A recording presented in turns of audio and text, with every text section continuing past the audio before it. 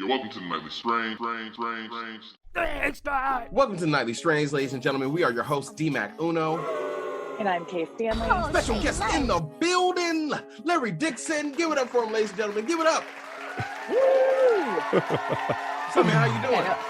I'm doing, yeah, you know, I think we go back. I'm doing great, you know. You guys just kind of look alike. I hear that, though, about a lot of black folks, though. You know, I've been told. Everyone says I look more like than just kind of works. We're having technical difficulties at the moment. Someone probably almost said something incriminating or people are fighting. We might let you know, but right now we have to make a show. We'll be right back on in a minute. But it's cool. We can edit it out. We'll start over. I'm sorry. We'll start it over. Okay, here we go. Wait, hold on. Let's keep going. Let's keep going. But I was gonna say we gotta capture some of that. Yeah, no, we're gonna keep going. What a blue. Do you want me to tell people you're because they're gonna fight. If they find me, they'll find you. Oh yeah, that can happen organically. Okay, bet. Yeah, we're only like Q-list celebrities. We haven't made it past the M yet. Okay. Oh, okay. Yeah. We out here hustling. We trying. Yes. Okay, bet. Say less. We'll pop off. All right, I'm ready. Yes. So tell us about the business you started up. So, where to start? Okay, so 2017, I deployed to Eastern Europe. I was ready to see the entirety of Europe. I was so excited about it. As soon as we get there, we have, I think, 6 NCOs go out and they go drinking. And so they shut down the entirety of the unit. They said, no one's going to leave, no one can travel, no one can do anything. So I'm stuck on post in the middle of Romania with nothing to do, no clean water. We just have bottled water. Only thing that's there to do is lift, and you can only really lift for 2 or 3 hours a day. Run, I'm not a runner, and they have a library, right? So I go to the library, I read probably there's 17 books in there. I read like 5. I'm like, okay, well, that was great. And I go back to change out my book to get another one. I see an accounting book. I've always loved numbers, and I'm just like, I have a great idea. I'm going to be the best number guy in the entire world. Well, I read it for like 4 minutes. I was like, this is absolutely awful. Got like 6 pages, but I liked the premise of it. And so I started to dig deeper into the space. And then it was just kind of a cool thing to unwind. Fast forward to 2018, I come home. I'm kind of talking to my friends about it, kind of unwinding things like, don't do this with the LLC. This is a write-off. That's not a write-off. And then one of my friends is like, hey, can you just do this for me? And I said, I think so. And so I go on the IRS website. I was like, hey, like this is a low barrier of entry, but it's hard to be good at it. And so ever since then, I've just been working since 2018. I recently just had my firm acquired by another family practice. And so that's what we'll be doing from here on out. And we're just charging full steam ahead, taxes and accounting. Nice. So what does that mean that someone else acquired it? That's like you're about to merge with them?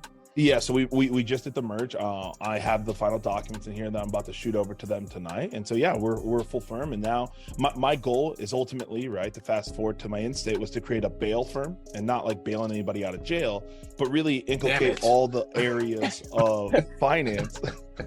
Could have used Listen, we'll get there. I mean, technically the last part's there. Like we really wanted to touch everything. So you have banking, which is like, you know, the normal banking, you know, and then investing. And then you have accounting and taxes, insurance, right, and then legal. And you really want to touch all those areas of it and then package it and then push it down to the lower level.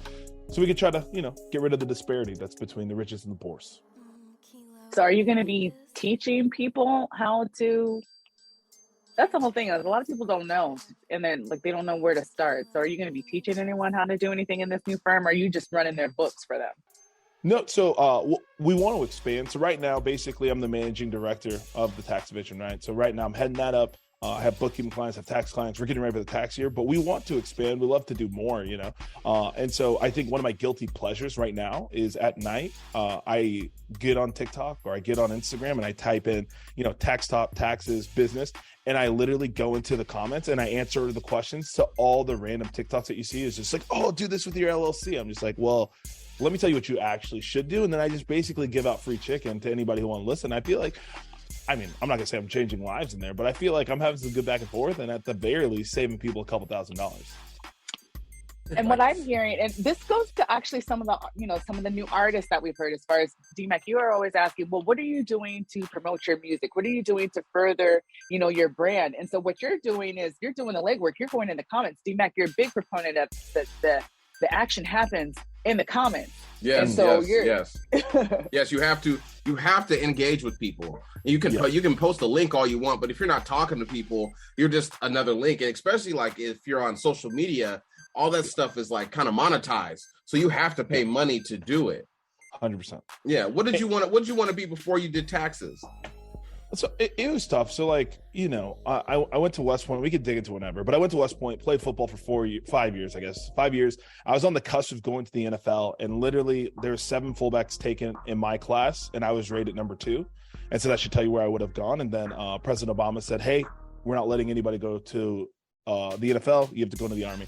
And I was really lost. So I was really in the Army, kind of cruising through, and I really didn't know what to be. And that was something I struggled with for a long time. And so, wait, Obama did this to you? Well, he didn't do anything. I did this to myself. I got Michelle's number right now. I can text her and let her know.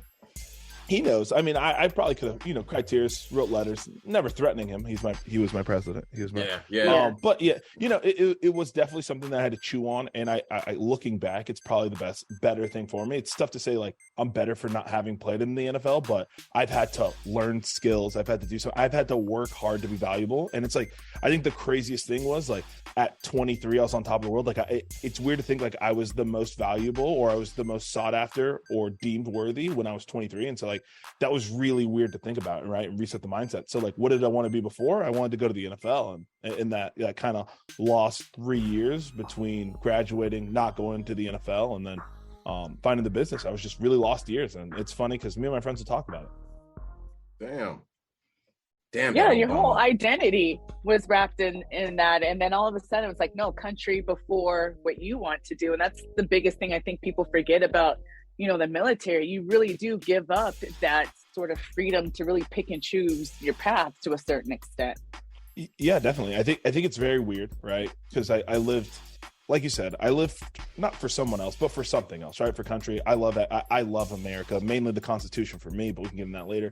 But it was very weird. Like we could be sitting there at 10 p.m. and I could get a text that says, "Come in right now." And I'm just like, "Roger, sir." Like no matter what I'm doing, what I'm working on, what we're looking at, and I'm answering to what the next person wants. And so it's kind of a surreal feeling being out, but it was kind of heavy. And I think even for on one level, people don't realize for athletes, like you build your whole entire identity, lifestyle, everything around this moment from the time you're 10, 7 to 10, whenever you started. I started at 12. And then one day it's gone. It snapped fingers. I woke up and I was no longer an athlete. And then in the military, it was just like anything that I wanted to do, like it wasn't on the back burner. I could still chase it, but it came second to anything that needed to be done. It's kind of like why Tom Brady's having a hard time trying to leave now. Because I've noticed that it's like, you know, I mean, you play sports all your life. Yeah. And then you get to the end of it, you're like 30, you know, for most athletes, you're 32, 34, and you're like, what am I going to do after this? You know, it's like, damn. Me, I tried to be a world-class breakdancer, but I didn't have the upper body strength. So, you know, I had to give up on that when I was like 10. That really does take a lot to do, like the crabs, the flares. That is a lot of upper body strength. Yeah, that's not for me. I can still do the leg work when I'm standing there. I pretend like I can still breakdance. But, you know, like now it's like I'm so overweight, like I'm my own backup dancer. Like I'll be moving hella quick and I'll move swift and the rest of my fat still be over here. You know what I'm saying? Like, I'm like, You Got Served, that movie, like You Got Served 2.5, that's me. You know what I'm saying? But I'm dance battling myself and shit. Yes. Yo, I thought I was in a dance battle the last time I went out. Yo, I came back and I'm like, why am I like, I'm all bruised up. I don't know what I was thinking. I'm out here thinking it's like breaking, someone's filming. I'm thinking I'm doing, I don't know what the hell I thought I was doing, but I was super bruised up on my legs. And it's just like, no. What was it? Was you in a mosh pit? What the hell? That's what I'm saying. I was just like, what could have possibly been happening? Like, were you fighting somebody? Yeah, I'm saying woman at the club was karate chopping, kicking everybody. Yo, I was Cobra Kai though. Probably was me trying to karate chop. They'd be like, we can't play Little John the East Side Boys in the bar anymore. No more. No, the damn skeleton ruined it all. She went crazy. But yo, since we are talking about, you know, basically you are trying to carve another path. So what is something maybe that now that you've learned that you wish that other people knew?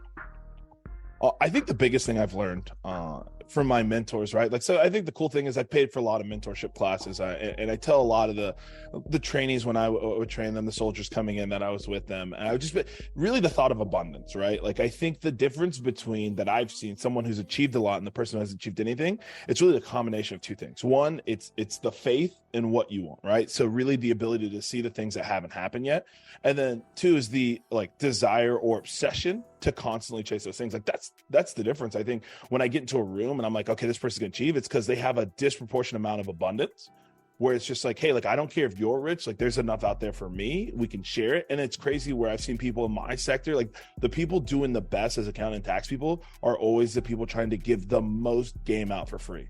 They're like, hey, like, don't do this, restructure your business, this is how you should run an ad, this is how you should have your workflow. It's like that's the big thing. Anyone listening, anyone I ever talk to, is just like, you need to demand abundance from whether the universe, God, whatever you believe in, but like it's out there for you, and no matter who has what, it's just like there's some out there for you as well. So what's some like loopholes I can use as a man being happy to soon to get rid of my kids but not being happy to get rid of them because I get that tax money? Like, what's a loophole that I could use during my taxes? So like and this is probably the craziest thing. It's the misnomer, right? There is no loophole in the tax system, right? There is ways that people structure their lifestyle, right? And so the loophole, and this is what I want to see, right? Because loopholes kind of like, I do nothing and get something, right?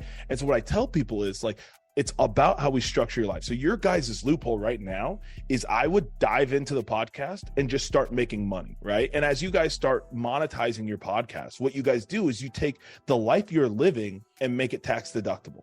And that's the only difference between you, like the wealthy, and the person who's just working at a job. And there's nothing wrong with that. It's just how they get to structure your lifestyle, right? And so like the perfect example, I have clients, right?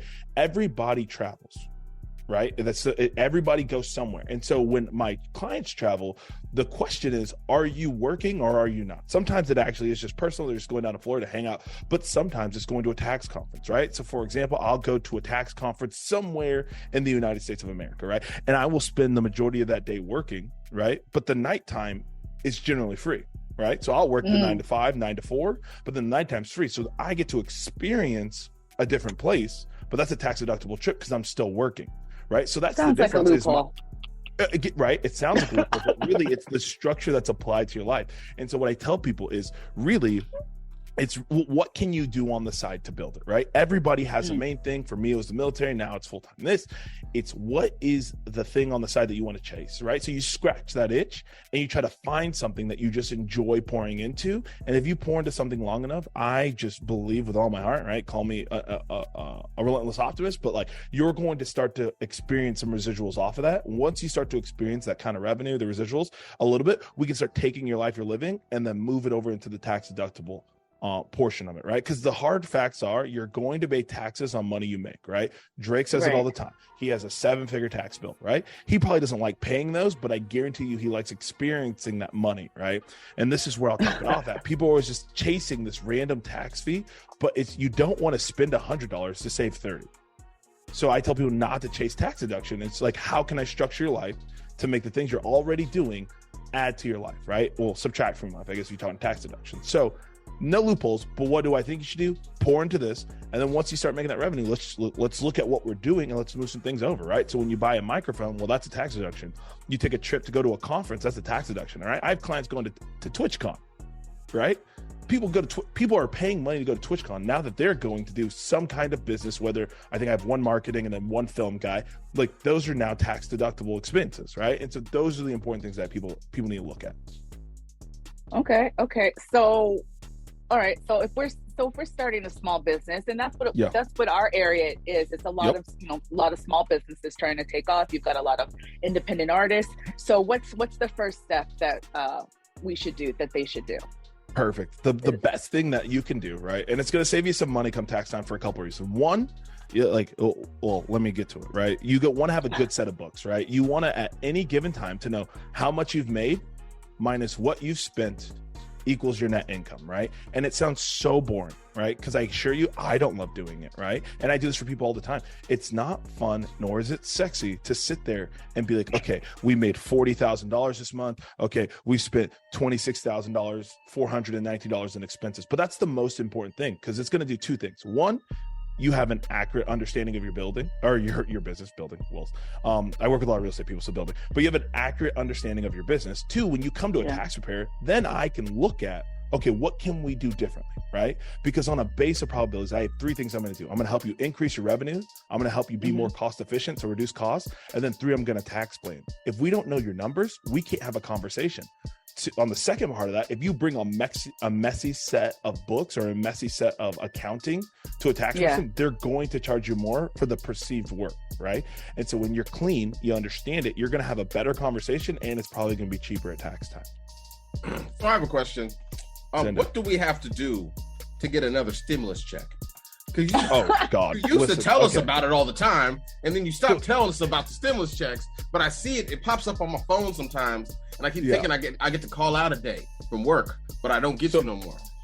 This is the hard facts of the matter. And listen, I love being the people's tax person. I tell people all the time, like I think I either posted a tweet or an Instagram story. I said, if you find me in your girl's DMs, I'm just trying to ask her about her taxes, right? Word. So I love talking taxes to anybody. That being said, like where we are right now, we're just not going to get another one, right? And like, again, I guess I shouldn't speak so boldly. In my opinion, I guess I'm not your financial person. Ask somebody else. All the things you say so you can't sue me. That being said, we're not going to get another one. Basically, what you have to see is we printed too much money, right? And I'm not a professional. Right. But we printed too much money. And so everything we're doing is trying to stop the printing of money or stop the giving out of easy money.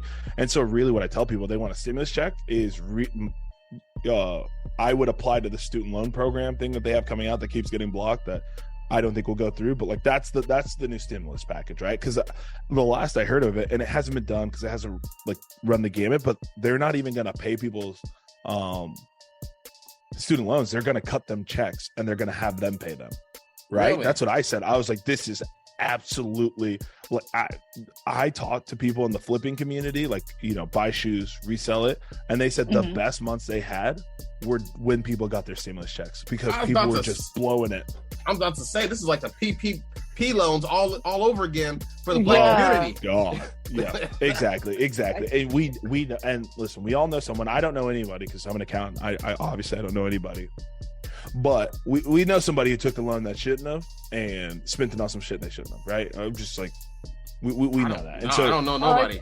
Nobody I know. That's stupid. You're right. My bad. Yeah. No. Cut that part out. Yeah, we don't know we're leaving it in there because they're going to be in there sweating like, oh, shit. Biden's coming after me. Listen, this is what I'll say. Put away the gold Lamborghini, park it in the car. They'll never find it on the west side. The IRS works really slow, but they're always right. So what point of your career do you have to get before you start charging people for advice?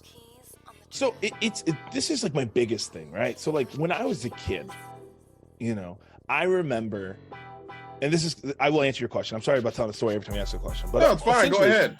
You gotta fill time up. Keep talking. I remember when like my mom would like struggle with taxes and like it was like a big deal, right? And like she just kind of felt hopeless. And then like I see my friends, you know, parents, and they're wealthy, so they never ever struggle because they have someone there. So I, in my heart of hearts, want to leave the availability to give free advice, right? Because like I'm not saying accountants gate guard, right? I don't ever judge an accountant for how they make money, but like there's a lot of people that just need a couple words of advice and they don't have thousands of dollars. That being said, how do I monetize?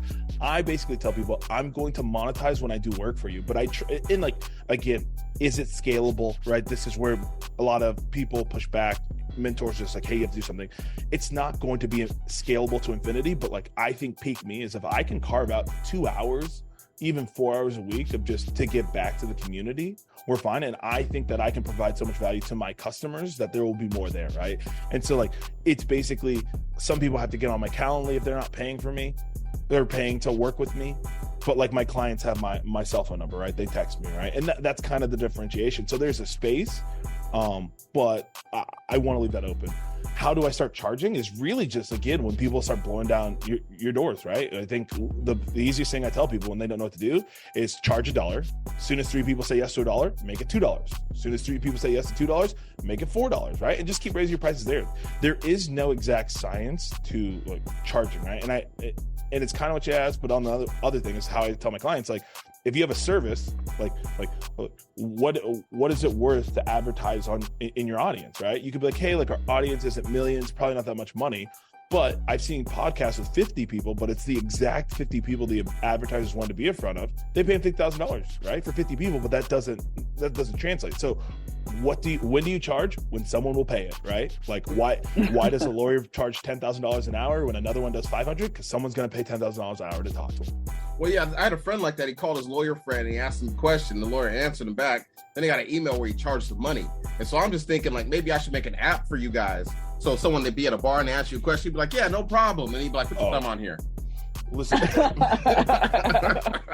you would be a trillionaire, unlimited amount of money. Because that's like, if I could charge like because like you'll go to a party and they'll be like, hey, what do you do? And then you'll be like, oh, tax account. And they'll be like, oh my God, really? I heard this thing. And it's funny because like it used to be the stimulus. People be like, hey, like what is this stimulus thing? And like you do your best to answer it, but like it's the most boring thing until ever. Yeah. So if you had someone that you can run up behind and be like, hey, that's going to be $4.99. Thank you. Swipe here. We take Stripe now. Yeah, that'd be great. Yeah, totally. Yeah. I'm saying you taking Bitcoin. That's what I'm saying.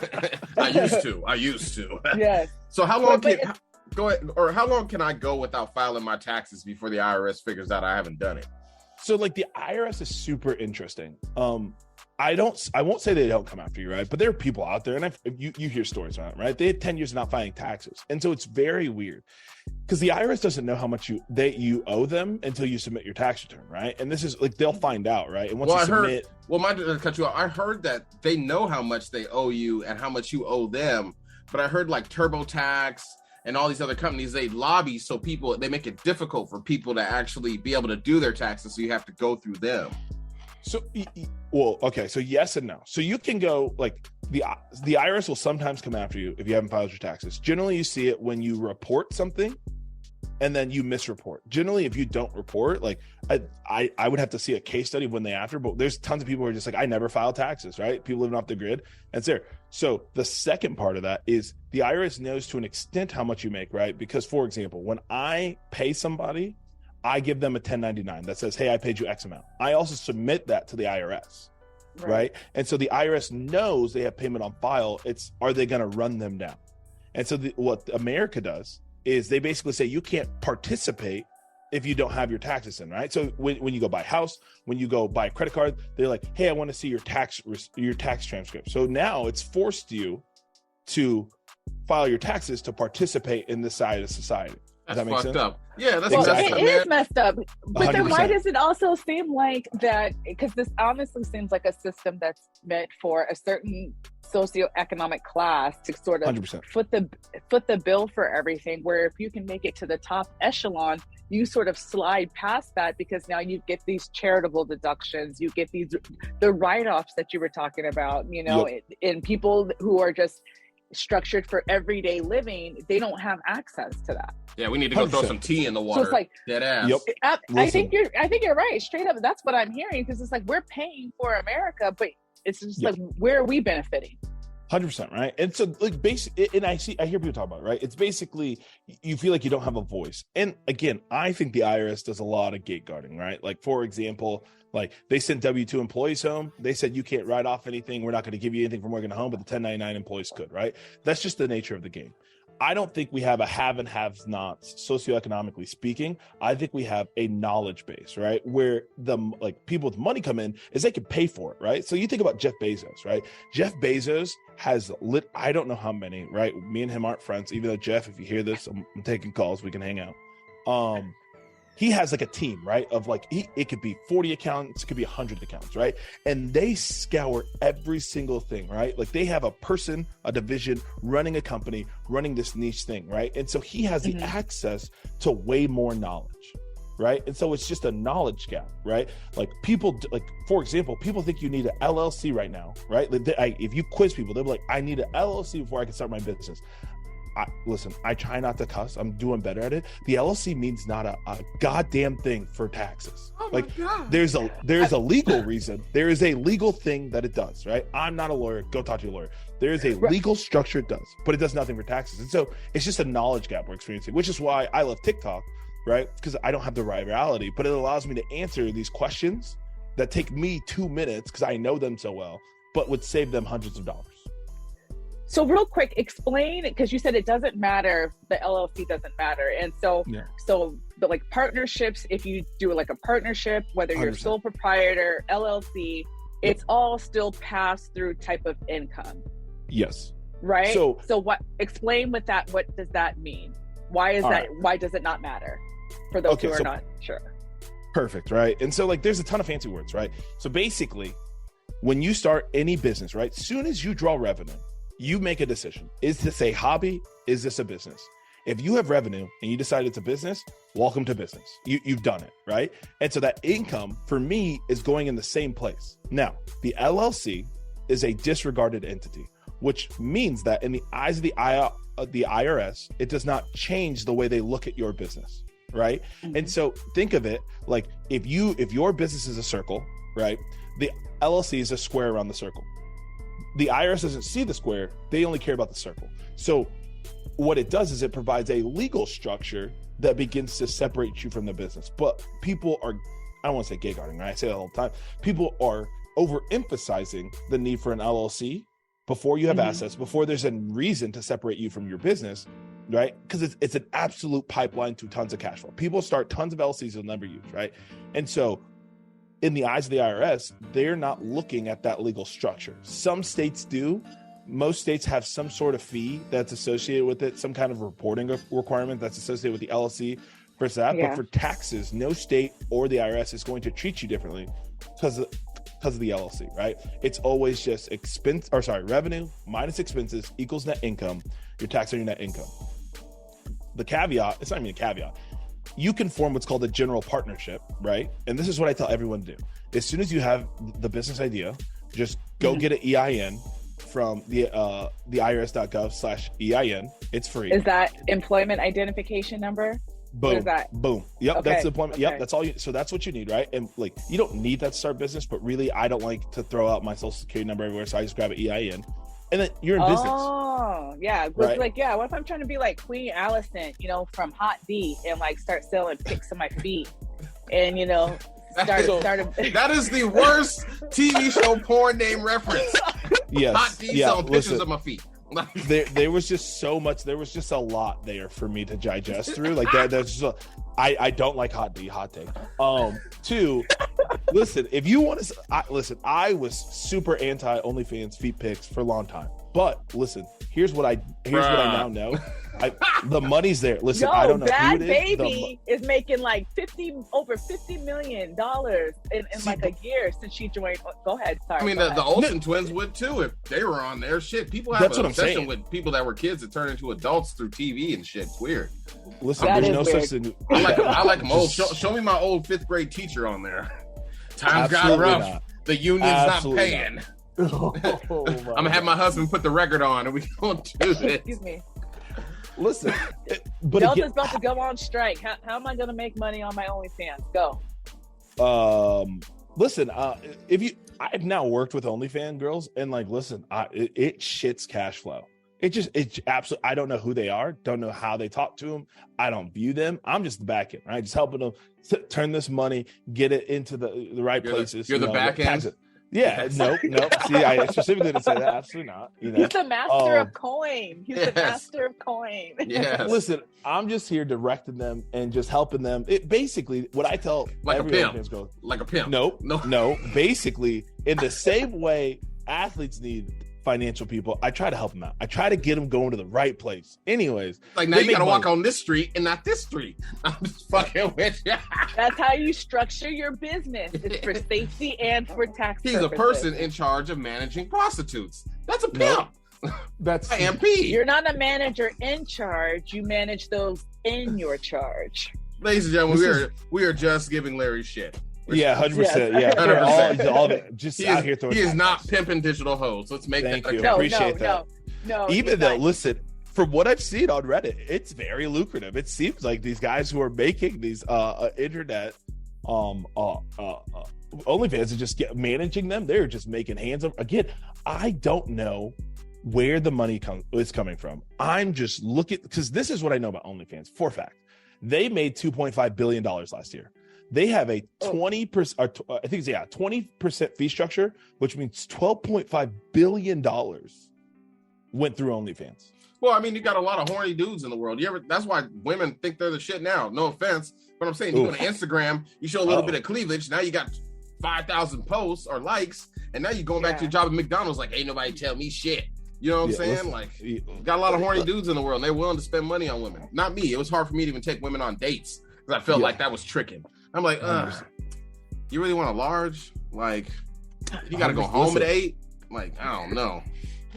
It's just not. So so we got people making money. Okay, so let's separate like those who are trying to separate themselves and break away from the grind that we know. We're tired of being cogs on the wheel. So what do we do? Or do we start saving? Do we work with our pre-tax income? Is it post-tax? How can we start building generational wealth? How can we do something different to start getting something different?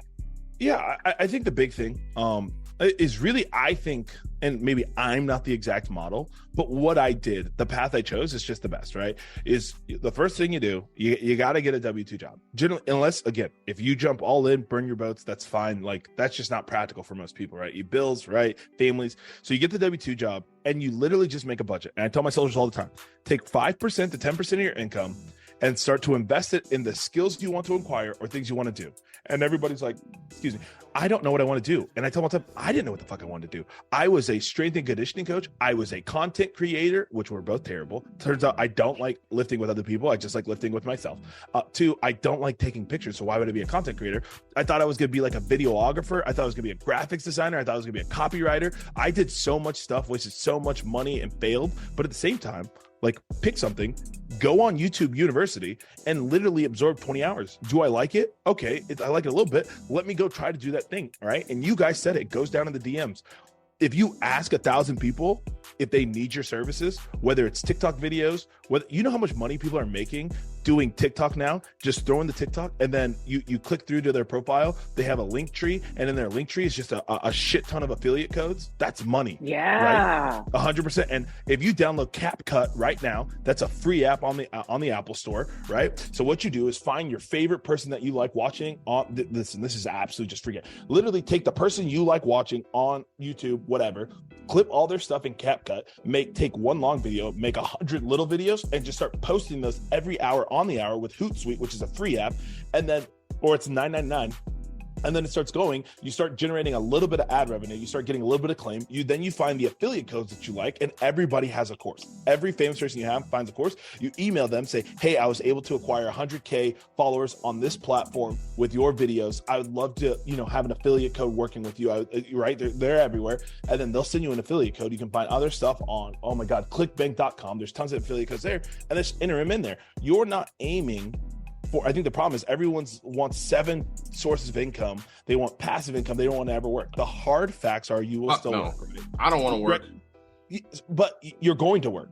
Oh yeah, I'm about to work on my OnlyFans after you talk about how much money they fucking made. 100. Listen, Dad Bods Incorporated. I'm about to get the short shorts and act like I'm fixing the gutters and shit. 100%. Listen, go ahead, get out there. Listen, go get your toenails painted and go to Feet Finder. Listen, go ahead. Yo, that's what's hold on. Let me write that down. Feet Finder. Yeah, listen. .com or org? Yeah, .com. Listen, the hustle's out there. They're giving out the game right now.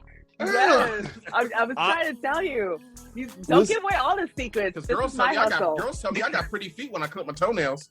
Listen, girls also like when they watch guys chop some wood out there. You like chopping wood. I be cutting wood all the time. It's snowed up in Seabeck today. I'm ready. Yo, listen, that dude, the Thor dude. Yes, that's like his wifey or something. His significant other is the one who's filming him. Just FYI, which is crazy. Because she knows what the women want. So she's like, nah, come out the water. We're gonna do this. Take a gig. Come out the water. Yeah, there you go. Listen, have a missus. Go ahead, hook you up. I could take some zebra cakes and rub them on my chest and shit. Like, the kids is gone in that, baby. You know what that means. Listen, we can have such a door open. Like, what I'm hearing is there's a lot of creative ways that we can be making money. Yes, there's so many ways through the sex trade. I don't think so. I will never be on the sex trade. This is what I'll say. I absolutely agree. There's just money to be made, and like, I don't want to ever say it's an excuse, right? Because some people are working 100 hours a week. They don't have time. But again, the hard part, when I was in the military trying to set everything up and do this and run this by myself, like there's just no excuse, right? And like, there are excuses and there are reasons, but like, if you don't have it and you want it, you have to go get it, right? The desire is the only thing that's going to pull you between where you are and what you envision. There's just no other way. And the desire is on the back of doing it, right? Like, there is no substitute for doing the boring work. And so that's my only caveat is people always go, I want to do nothing and make hundreds of thousands of dollars. Well, listen, I have friends doing the vending machines. They work all the time. I have people doing the houses. They're also working a lot, right? I have people running YouTube channels. They're also working a lot. And so like, is there easier ways to make money? Sure. But the hard facts are, if you're going to have to work to beat the kid, right? Because like, for example, there's people who have like, they have, I guess, they white label accounting firms, right? And they outsource it and they have those do it. And they're not working nearly as much as I am, but I'm going to beat them working my 80-hour, 100-hour, 120-hour weeks, right? When I'm at home, you know, people will see me still taking calls, right? When I'm traveling, no matter what, like when I'm having the worst weekend of my life, like there's still calls to be answered and there's still work to be done. So I've witnessed that. You know, it's crazy. It's like I'll have friends and they ain't done shit all their whole life. They're like, well, I expect to get a job making $50 an hour. I'm like, how? 100%. Yeah. How, Fry Chief? That's impossible. Like if you can do nothing your whole life and expect to get $50 an hour, show me the way. You know, then they end up living with some woman that doesn't make enough and they got food stamps and they want to try to sell them to me. And I'm just like 50 cents on the dollar, you know. But it's because now everything is so instant, because now it's like, okay, if you can't find a companion, you can't get your date, what do? You can pull up Tinder, you swipe, you'll get you a companion. It's 100%. Instant. You know, you want food, you don't even have to leave your house. It's instant. You know someone can get it to you. I used to I like Bumble over Tinder. I'm about to get married, but I like Bumble. Listen, you be on Tinder, right? And the girls be like, don't hit me with that comment, how's your day? How are you doing? But see, when you go on Bumble, the women got to send the first message. Now they don't know what the fuck to say. Listen, all I learned from Bumble is women don't have any pickup lines. All right, they don't. That's all I learned from Bumble. They don't know what to say. Exactly. They want you to spit the hottest one. I just be like, yo, pancakes or waffles. 100%. Yeah. Listen, I don't even remember what I was saying. Bumble is where you just go to meet adult friends. Nah, you're in there for girls. Sex. You're in there for sex. That's why. No, so girls have Bumble BFF. We've seen this. So there was exactly. Thank you. We went to Austin and we saw it. So we were at the bar and we weren't on a Bumble date, but it was me, definitely one of my best friends, Momo Kime, and there's probably another person there, but I know Momo was there. And we met these random people and we were just like, just talking to them, like, what are you guys doing here? And then she's just like, I'm on my Bumble date. And we were like, oh, we're sorry, me too. Like, no, my Bumble BFF date. And it was just like 3 girls that had just moved to Austin and like they had met a Bumble. So yes, for women, Bumble BFF, it's absolutely thing. There it is. Men don't meet their friends online very often. No, you meet your friend drinking a beer, like, yeah, you like that? Me too. We're friends now. Yeah. Let's arm wrestle. So just really quickly, is that to say then that you think that you can't have platonic relations, like you're like men you can't find a friend online, like we just can't be friends like that? Your BFF can't be the opposite sex? So this is interesting.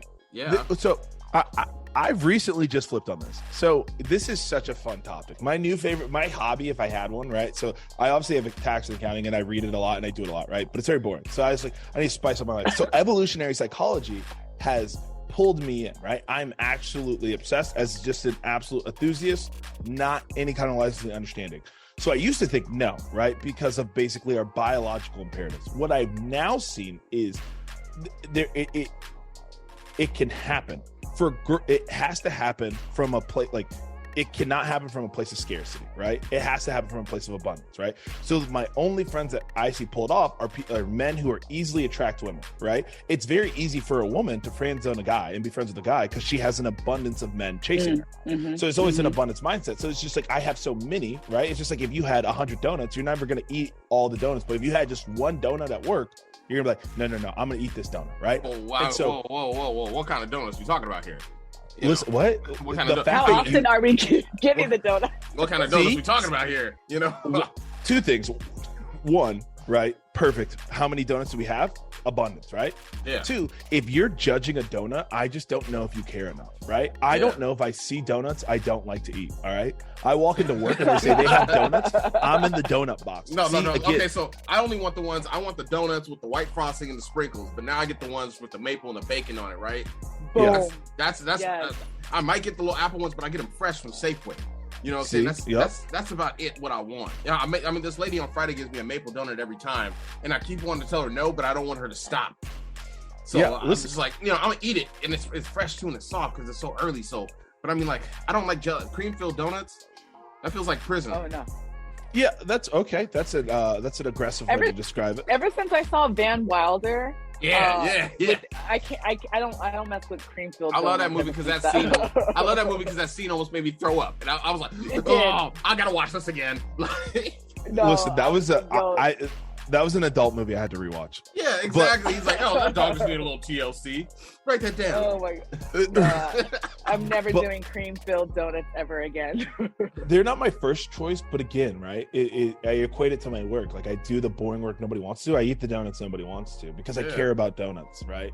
And so that's what I'm saying, though. Like it's an abundance thing. So do I think men and women can be friends? Yes. It requires both parties to be from a place of abundance, right? And so as I've gotten older, right, I would say in college, I don't think I had any friends that were girls that we just hung out regularly, right? I just hung out with all guys. But like I'm happy in my marriage, so it's much easier for me to talk to females who are talk to friends that are girls and just like not want anything extra. The problem that I think with guys, right, is that the girl will be like, oh, we're just friends. And the guy's just like, yeah, we're just friends, but hopefully there's a moment in the future that it works. That's that's not healthy, right? And that's most guys. Like for me, I have a lot of homegirls like that are my friends.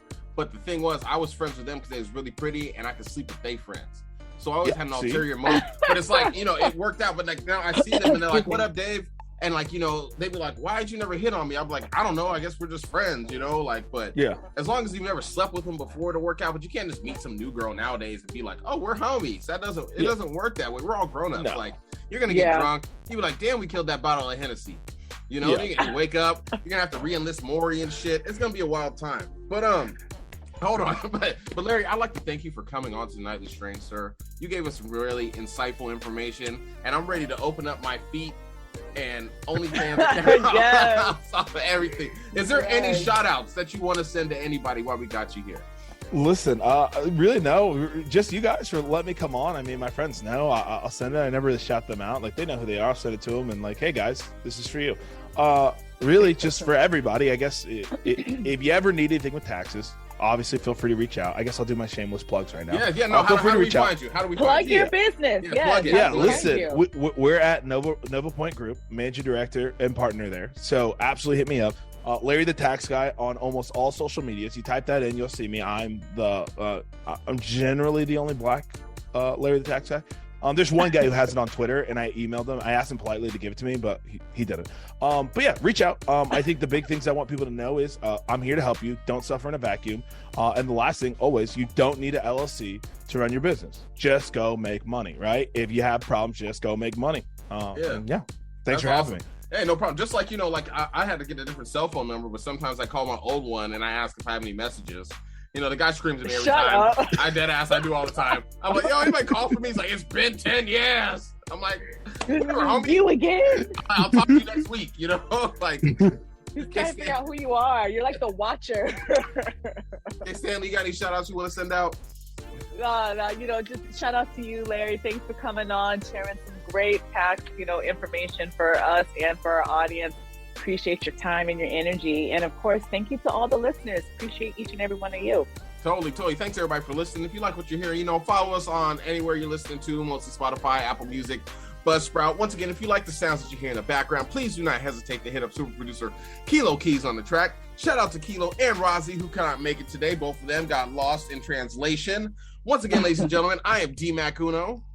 And I'm Kay Stanley. We'd like to thank Larry for coming through. And this has been the Nightly Strange. Ooh. You're welcome to the Nightly Strange. Thanks, God.